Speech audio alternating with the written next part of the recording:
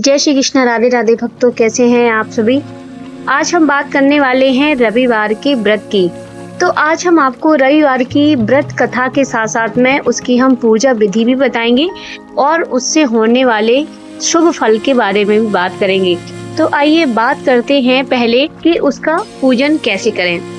तो रविवार सूर्य देवता की पूजा का वार है। जीवन में सुख समृद्धि, धन संपत्ति और शत्रुओं से सुरक्षा के लिए रविवार का व्रत सबसे सर्वश्रेष्ठ माना जाता है। रविवार का व्रत करने से व कथा सुनने से मनुष्य की सभी मनोकामनाएं पूरी होती हैं और मान सम्मान, धन तथा उत्तम स्वास्थ्य भी मिलता है। तो सूर्य का व्रत 1 वर्ष या 30 रविवारों तक अथवा 12 रविवारों तक करना चाहिए। रविवार को सूर्योदय से पूर्व बिस्तर से उठकर स्नान आदि से निवृत्त होकर स्वच्छ लाल कपड़े पहने।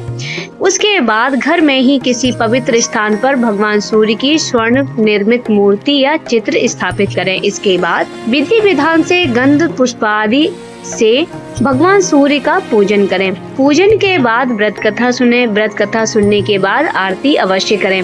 तत्पश्चात सूर्य भगवान का स्मरण करते हुए ओम हम ह्रीं ह्रूं सः सूर्याय नमः इस मंत्र का 12 या 5-3 माला का जप अवश्य करें। जप के बाद शुद्ध जल, रक्त चंदन, अक्षत, लाल पुष्प और दूर्वा से सूर्य को अर्घ दें। सात्विक भोजन व फलाहार करें। भोजन में गेहूं की रोटी, दलिया, दूध, दही, घी और चीनी खाएं।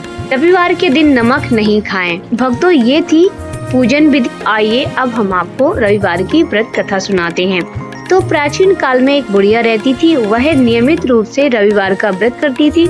रविवार के दिन सूर्योदय से पहले उठकर बुढ़िया स्नान आदि से निवृत्त होकर आंगन को गोबर से लीपकर स्वच्छ करती थी। उसके बाद सूर्य भगवान की पूजा करते हुए रविवार व्रत कथा सुनकर सूर्य भगवान को भोग लगाकर दिन में एक समय भोजन अवश्य करती। सूर्य भगवान की अनुकंपा से बुढ़िया को किसी भी प्रकार की चिंता एवं कष्ट नहीं थे। धीरे धीरे उसका घर धन धान से भर रहा था। उस बुढ़िया को सुखी होते देख उसकी पड़ोसन उससे जलने लगी। बुढ़िया ने कोई गाय नहीं पाल रखी थी, अतः वह अपनी पड़ोसन के आंगन से बंधी गाय का गोबर लाती। पड़ोसन ने कुछ सोचकर अपनी गाय को भीतर बांधने लगी। रविवार को गोबर न मिलने से बुढ़िया अपना आंगन नहीं लीप सकी। आंगन न लीप पाने के कारण उस बुढ़िया ने सूर्य भगवान को भोग नहीं लगाया और उस दिन स्वयं भी भोजन नहीं किया। सूर्यास्त होने पर बुढ़िया भूखी प्यासी सो गई। प्रातः काल सूर्योदय से पहले उस बुढ़िया की आंख खुली तो वह घर के आंगन में सुंदर गाय और बछड़े को देखकर हैरान रह गई। गाय को आंगन में बंधा देखकर उसे जल्दी से उसे चारा लाकर खिलाया। पड़ोसन ने उस बुढ़िया के आंगन में बंधी सुंदर गाय और बछड़े को देखा तो वह उससे और अधिक जलने लगी। तभी गाय ने सोने का गोबर किया। गोबर को देखते ही पड़ोसन की आंखें फट गईं। पड़ोसन ने उस बुढ़िया को आसपास न पाकर तुरंत उस गोबर को उठाया और अपने घर ले गई। तभी गाय का गोबर वहां रख के आई। सोने के गोबर से पड़ोसन कुछ ही दिनों में धनवान हो गई। गाय प्रतिदिन सूर्योदय से पूर्व सोने का गोबर दिया करती। बुढ़िया के उठने के पहले पड़ोसन उस गोबर को उठा ले जाती थी। कुछ दिनों तक बुढ़िया को सोने के गोबर के बारे में कुछ पता ही नहीं चला। बुढ़िया पहले की तरह हर रविवार को भगवान सूर्य देव का व्रत करती रही और कथा सुनती रही। लेकिन सूर्य भगवान को जब पड़ोसन की चालाकी का पता चला तो उन्होंने तेज आंधी चलाई। आंधी का प्रकोप देखकर बुढ़िया ने गाय को घर के भीतर बांध दिया। सुबह उठकर बुढ़िया ने सोने का गोबर देखा और आश्चर्यचकित रह गई। उस दिन के बाद बुढ़िया गाय को घर के भीतर ही बांधने लगी। सोने के गोबर से बुढ़िया कुछ ही दिनों में धनवान हो गई।